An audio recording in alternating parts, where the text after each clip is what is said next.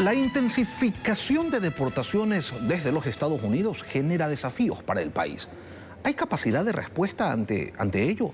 Lo vamos a revisar con Luis Fernando Heinert, abogado laboralista, máster en Administración y Finanzas Corporativas por la Universidad Pontificia de Río de Janeiro. Buenos días, abogado. Bienvenido a Contacto Directo.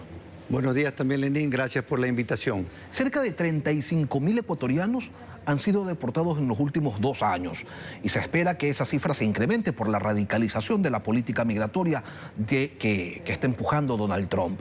¿Tiene el país hoy capacidad de absorción de esa fuerza laboral?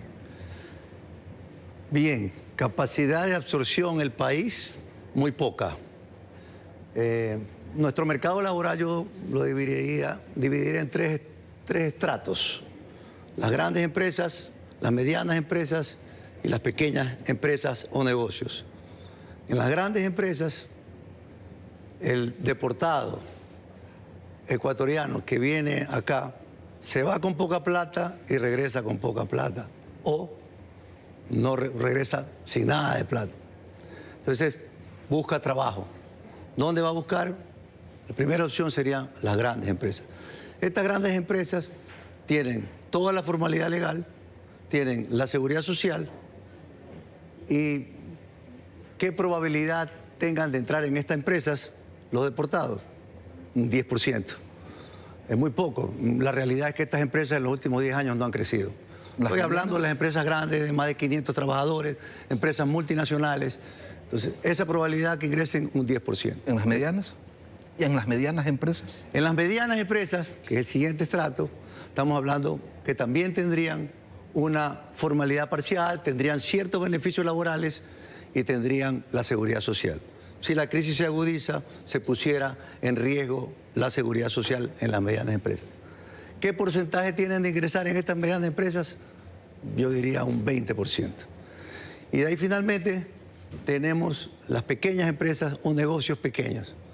Aquí en estas empresas la informalidad es total, en los negocios peor, y aquí está el 70% de probabilidades que ingrese la gente. En medianas y pequeños negocios también podemos incluir la criminalidad, ¿no? Entonces, es un tema bien complejo y así las cosas, y volviendo a su pregunta, ¿qué es lo que deberíamos hacer para mejorar esta situación? ¿Y cuáles son esas condiciones que se pueden y que se deben generar para poder acogerlos, reincorporarlos al mercado laboral? Primeramente, yo diría de forma general una seguridad jurídica. Las leyes no pueden ser manoseadas por los políticos de turno, que lo único que buscan son conseguir votos, capitalizar sus votos. Pero esas son reformas estructurales que se vienen requiriendo desde hace tiempo y que por intereses políticos o por desintereses de quienes detentan el poder, pues no se ha logrado generar. En lo particular, en lo específico, rápido, por no decir inmediato, ¿qué se puede hacer? Bien, concreto, específico. Hay 4 puntos que siempre han estado en el Código de Trabajo y ha habido a lo largo de la historia, desde el año 1938, presiones para que salgan. Yo le digo esos 4 puntos. Primero que nada, hay que eliminar del Código de Trabajo la huelga con toma de instalaciones. Ese es el artículo 500 del Código y en realidad, pues, 1938, recién tenía pocas décadas la esclavitud de haber sido abolida. Y obviamente que en aquel entonces las leyes laborales eran mucho más proteccionistas. Pero hablar de una huelga con toma de instalaciones en cualquier parte del mundo, está bien la paralización de actividades, pero no con las tomas de instalaciones violando el principio de propiedad privada. Eso es como punto número 1. Como punto número 2, yo le diría que la jubilación patronal. La jubilación patronal es una prestación del Seguro Social, no es del empleador. Y la jubilación patronal, el empleador la cubre. Eso es otro problema. Hoy por hoy los fondos de pensión que tienen que hacer las empresas para estas jubilaciones son cuantiosos. ¿Cómo solucionar este problema? Yo diría, así como se concesionan los servicios médicos del Seguro Social, igual se concesione también los fondos de jubilación para que tengan una mejor administración. E inclusive se podría hasta subir la aportación de parte del trabajador y de parte del empleador. ¿Se podría crear quizás un régimen especial de contrataciones como se lo ha hecho antes ante determinadas circunstancias? ¿Es una posibilidad? ¿Es factible para los migrantes? ¿Un régimen se refiere? Un régimen especial de contrataciones, como ocurrió, por ejemplo, a través de acuerdos ministeriales cuando ocurrió la pandemia, por ejemplo. Bien, buen punto. Me está hablando de las modalidades de contratación, pero hoy por hoy le digo que la pandemia marcó un hito en la contratación laboral.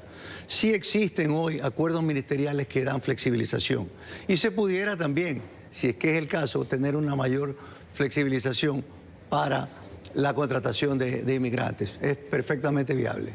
¿Qué otros engranajes se podrían tocar para generar escenarios más amigables de reinserción para un público que, por ejemplo, no le hace el feo al trabajo por horas? Bien, el contrato de horas o el contrato por horas en realidad también está un poco y ha sido muy manoseado por los políticos, porque el contrato por horas en el Ecuador sí existe. El contrato por horas es hoy denominado como contrato de jornada parcial. La única diferencia antes del 2008 y ahora es que en el 2008 el contrato por horas no tenía estabilidad. Yo contrataba a un trabajador por hora, el tiempo que yo quería y le daba por terminado el contrato. Hoy por hoy, el contrato de jornada parcial, que es lo mismo, yo puedo contratar por horas, 3 horas, 4 horas, 5 horas, 2 horas, 2 días a la semana, 3 días a la semana. La única diferencia hoy es que el contrato de jornada parcial uno paga la proporcionalidad de las horas trabajadas y así también se paga la proporcionalidad de los beneficios. Entonces lo que ha estado en discusión todo este tiempo del contrato por horas es que si tiene estabilidad o no tiene estabilidad. Entonces es por ahí el tema y si pudiera ser una forma o una manera exclusiva, si es que se quiere dar un contrato de jornada parcial hoy, sin estabilidad por algún tiempo primero, para que haya una mayor evaluación del trabajador antes de que ingrese ya con más estabilidad dentro de la empresa. El país ha recibido ya 35.000 deportados desde Estados Unidos y ante esa situación no ha habido pues ninguna reacción, ninguna acción. Es como si la sociedad no se hubiera planteado el problema ni las formas de afrontarlo. Y no es que el país va a tener un problema con estas nuevas deportaciones. Es que ya lo tiene. ¿Por dónde es que se tiene que empezar entonces? Usted dice, ok, hay algunas opciones, hay muchas cosas, hay una baraja de posibilidades para empezar a desarrollarlas. ¿Cuál debería ser la primera? Primera, la reforma del Código del Trabajo, que sea en un solo cuerpo. Yo le insisto, son 3 puntos trascendentales. Huelga con toma de instalaciones. Le tienen temor los empresarios. El segundo, el que le manifesté, la jubilación patronal, que es una prestación en realidad que compete al Estado. Y la puede concesionar para mejorarla. Y 3, es el tema de las utilidades. Hoy por hoy un empresario local o internacional viene acá y no ve el impuesto a la renta como un 25%, lo ve como un 40%, porque es un 25% más un 15% de utilidades. Y en la repartición de utilidades todos reciben por igual, cuando en realidad hay trabajadores que tienen mejor rendimiento que otros. Y a la larga, a veces los valores son tan cuantiosos que el trabajador no se incentiva con el sueldo, sino que espera el tema de utilidades. Y los que trabajan más ganan igual que los que trabajan menos. Entonces, sustituir las utilidades también, yo diría por un bono de rendimiento, con un límite que pudiera ir de 4 a 6 salarios y debidamente evaluado el trabajador por el empleador. El trabajo autónomo, los llamados emprendimientos, son una posibilidad cierta para quienes regresan, pues, obligadamente de los Estados Unidos, pero es complejo, ¿no? Armar un emprendimiento es relativamente fácil, deshacerlo es un verdadero infierno. ¿Podría ser hacia allá que apunten las facilidades que permitan el involucramiento de estos cientos, miles, seguramente, en el futuro, de ecuatorianos que regresarán deportados? Sí sería una manera de aliviar la carga laboral pesada, porque también el pequeño empresario, el trabajador autónomo, si va a trabajar va a necesitar equipo de trabajo. Entonces, si no tiene facilidades de normas laborales, flexibilización laboral, va a caer también en la informalidad. Entonces, sí debería de considerarse para los trabajadores autónomos flexibilidades, pero tendremos, y yo insisto, que comenzar desde lo principal, que es el Código del Trabajo, y son 4 o 6 puntos importantes que hay que reformarlos. Yo he establecido 3, no hay más, porque de ahí a lo largo del código han habido mejoras, han habido flexibilizaciones. La pandemia fue un hito muy importante y cambió muchas modalidades de contratación, pero están en parches, ¿no? Que el día de mañana caen en manos de los gobiernos de turno y los cambian y modifican. Entonces, primero, la seguridad jurídica y segundo, un cuerpo laboral que ya contempla también todas estas situaciones que estamos tratando. Ahora, modalidades especiales de contratación, y a eso habrá que sumarle, le pregunto, crédito para estos ecuatorianos deportados, porque muchos regresan con una mano adelante y la otra atrás, ¿no? Generalmente el que regresa con la mano adelante y mano atrás busca trabajo. En realidad comienza por ahí. El que pudiera venir y montar un negocio es una persona que ha estado ya, ha tenido una condición legal allá, ha podido hacer algo de capital y regresa. Y generalmente cuando ellos regresan acá invierten en bienes inmobiliarios y viven de ingresos pasivos. Pero puede ser que alguien haya estado trabajando en una empresa que tenga una idea y necesita pues un capital semilla para empezar a desarrollarla. ¿Allí tiene que entrar a jugar algún rol el Estado? ¿O?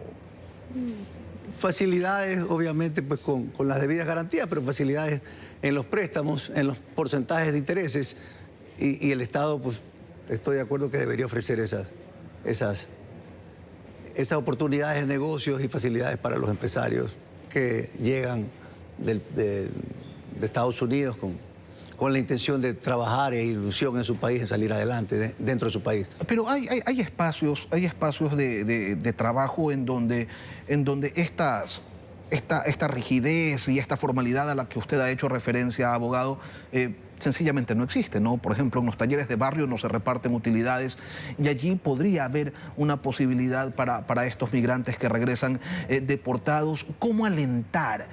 ¿Cómo volver atractivo para estos pequeños negocios en donde no existen estas circunstancias o estos requisitos de la formalidad del mercado laboral para que se puedan pues incorporar esta gente o eso no es posible? Buen punto. Sí es posible. Como yo denomino, el exceso de beneficios genera perjuicio, y es una realidad. Y la mayoría de los trabajadores no reciben utilidades, muchos también no tienen seguridad social. Entonces, dar una vía legal a este tipo de negocios, así como la tienen los artesanos, no pagan 13º, por ejemplo, no pagan 14º, tienen ciertos beneficios, no pagan utilidades. No cobran IVA. No cobran IVA.